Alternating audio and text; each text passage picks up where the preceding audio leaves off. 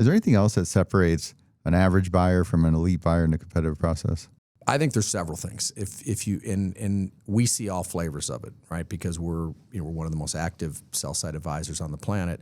I think one is really trying to find a way to authentically connect with management. That starts at the dinner. It's little things even. You're in a management presentation, and if you got a buyer that's checking their phones and not you're not going to win, right?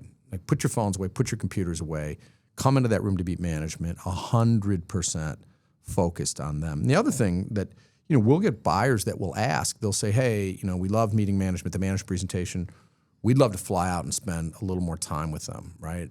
And the worst that's going to happen is, the seller is going to say, I don't want to do that. No. But a lot of times it's like, oh yeah, actually, yeah, management would like you don't get if you don't ask. And so I think if I think about things that have really distinguished buyers in a process, one is investing on meeting management before a process happens. And particularly if it's a private equity owned business, at some point it's going to be sold. So go and if you think that's a business you want to own or a sector you want to be in, find a way to get in front of that management team. And then even when the process comes, push to spend more time with them, right? And get them to authentically, you want to authentically develop, relationships.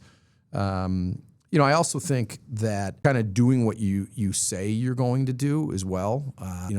We've seen some buyers that everything's great, and then as they get in the process, they're like, well, we need this, this, this, and this. And you're like, well, you didn't bring that up a while ago. And a lot of those things may not even be unreasonable things that they want, but they've upset the management team by the management team feeling like, well, wait a minute, why didn't we talk about this stuff earlier? So get out up front the things that are going to be important to you to get to the finish line.